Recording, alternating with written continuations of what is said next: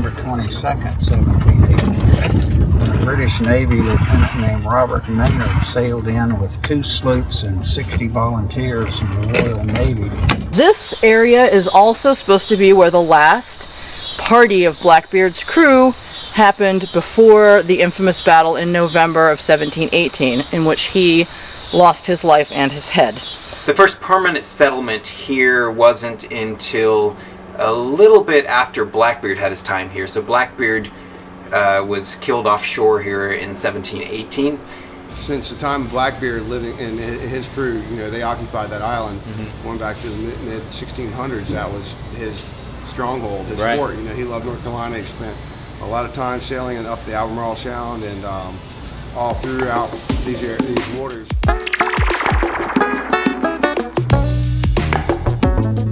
Edward Teach, otherwise known as Blackbeard, is a legendary pirate who haunted the shores of North Carolina's Outer Banks in the early 1700s. Known for his menacing appearance, he would light slow burning fuses into the hairs of his thick black beard to strike fear into his would-be victims.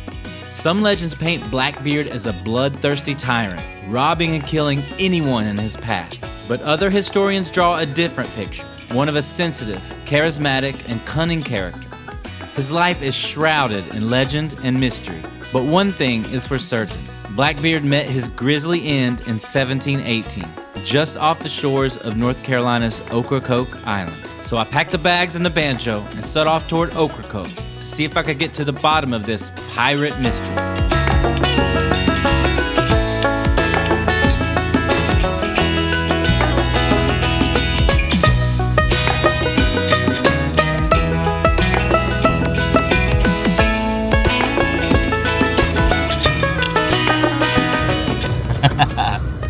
Catching the ferry to Ocracoke Islands. Let's go learn some history and hear some ghost stories, play some music.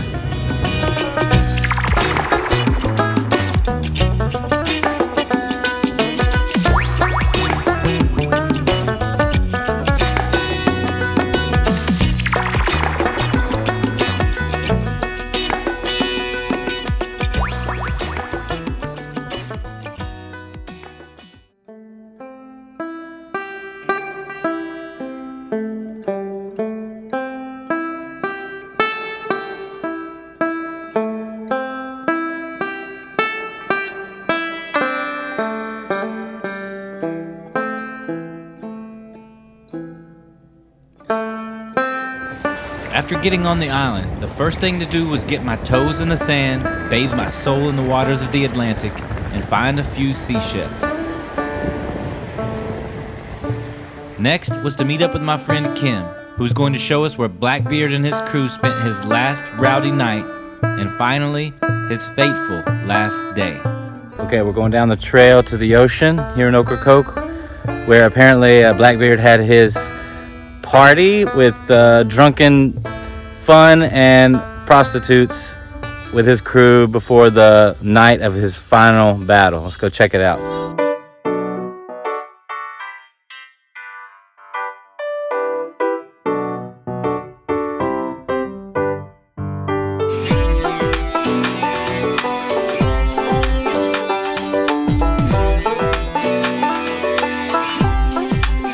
Okay, so my disclaimer is that I hear a lot of stories and I can barely remember what I did yesterday, so the stories are possibly factual. Double check me. Supposedly the pirates came ashore here because right behind us is a well that has been here and is on very early maps from the 1700s. Evidently sailors knew that there was fresh water here from very far back, and so this was a place where pirates could come and fill up their water barrels. Supposedly they had, a big drunken brawl and some orgies and such, and were encamped here, and then their location was disclosed by someone from the British Navy, and there was a battle the following day, and Blackbeard died, and some of the crew survived, one of which was William Howard, who lived here and has many descendants now.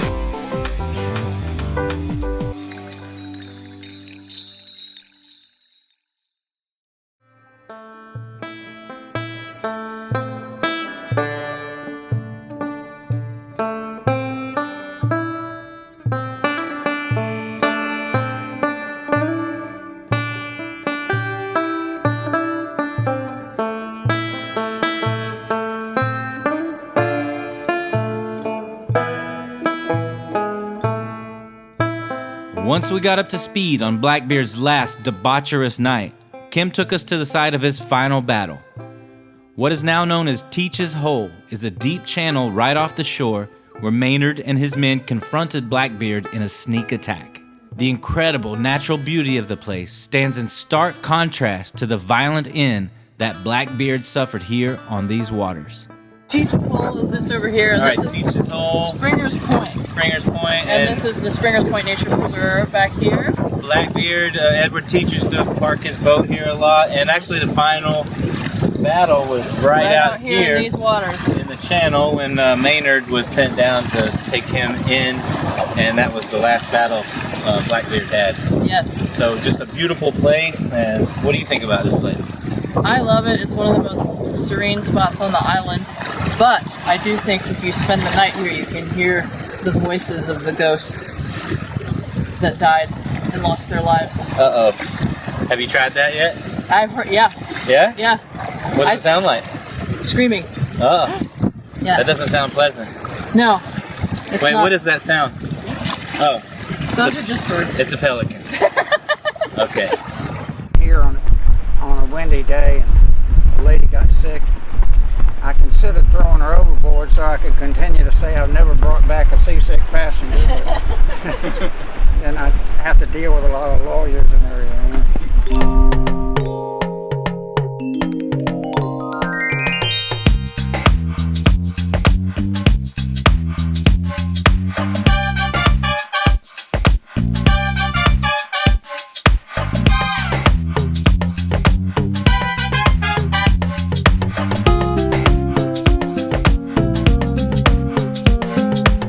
As the day came to a close, I had the incredible honor of joining Captain Rob Temple with Kim as our first mate on a sunset boat cruise through the mystical waters of Ocracoke. Rob is one of the foremost experts on Blackbeard and North Carolina pirate history, and has even been featured on the History Channel. As the sun sank over the beautiful ocean waves, history came alive as he wove a rich tapestry of pirate lore. Was anchored there on the morning of November 22nd, 1718. A British Navy lieutenant named Robert Maynard sailed in with 2 sloops and 60 volunteers from the Royal Navy stationed up in Hampton Roads, Virginia. He'd been sent down by the governor of Virginia, Alexander Spotswood, at the request of some of the North Carolina plantation owners to get rid of Blackbeard, because the plantation owners knew that their own governor, Charles Eden, was one of Blackbeard's best friends and wasn't going to do anything to control him. Blackbeard was anchored there with 1 sloop called the Adventure and 18 men. Maynard, as I said, had 2 sloops and 60 men, so Blackbeard was vastly outnumbered, but he still had 2 important advantages that might have saved him if he hadn't been up all night the night before drinking rum. First of all, he'd been here long enough to know where the water was deep and where the shoals were. Maynard had never been here and was having to drop a lead line over the side and take soundings of the decks as he proceeded along.